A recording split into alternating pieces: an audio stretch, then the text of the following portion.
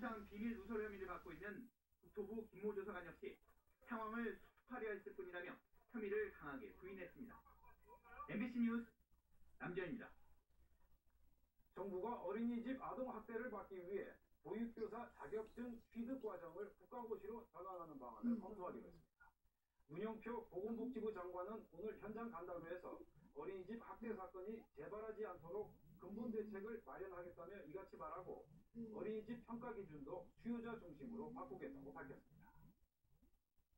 현직 판사가 어제 긴급 체포됐습니다. 명동의 한 사채업자 측으로부터 사건 관련 청탁을 받았고 수억 원을 받았던 혐의를 받고 있습니다. 차주혁 기자의 보도입니다. 검찰은 수도권의 한 법원에 근무하는 최모 판사를 특정경제가중처벌법상 알선 수뢰 혐의로 어제 긴급 체포했습니다. 지난 2009년을 전후해 명동의 한 사채업자 최모 씨 측으로부터 모두 6억 원을 받아쓴 혐의입니다. 검찰은 당시 사기도박단을 운영한 혐의 등으로 수사와 재판을 반복해받았던 사채업자 최 씨가 인척관계인 최 판사에게 도움을 받기 위해 금품을 건넨 것으로 보고 있습니다. 최 판사는 인척관계인 또 다른 최모 씨로부터 돈을 빌렸었지만 모두 갚았다면서 사채업자와는 아무 관련이 없다고 혐의를 부인하고 있습니다. 하지만 검찰은 사채업자가 건넸다는 수표와 계좌를 추적한 결과 이 돈이 청탁의 대가였을 정황을 상당 부분 확인한 것으로 전해졌으며 내일 최 판사에 대한 구속영장을 청구할 방침입니다.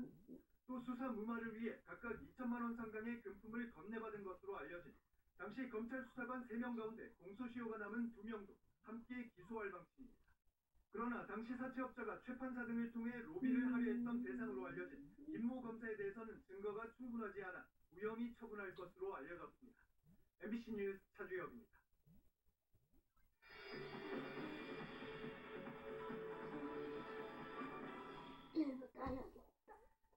지난 2012년 7월 수도권에 처음으로 개통된 의정부 경전선. 그동안 크고 작은 사고가 끊이지 않았는데요. 어제 저녁에도 운행 중에 갑자기 고장으로 멈췄.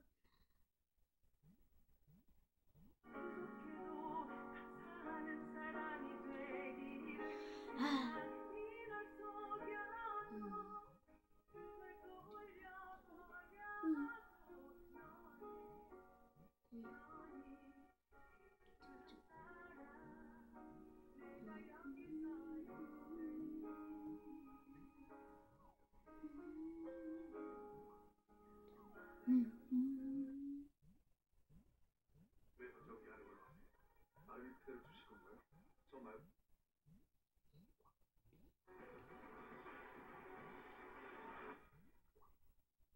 생명이 위독한 아이를 수송하던 구급차가 그만 아파 부딪히는 사고가 났습니다. 그런데 앞차 그러니까 수용차 운전자는 일단 사고 스톱하라며 구급차를 나갔습니다.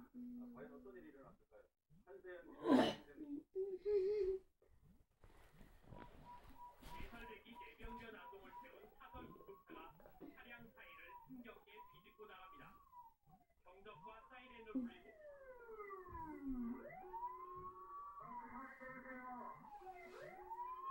방송까지 해보지만 소용없습니다. 참다 못한 응급구조사는 차를 병원으로 돌리라고 지시합니다.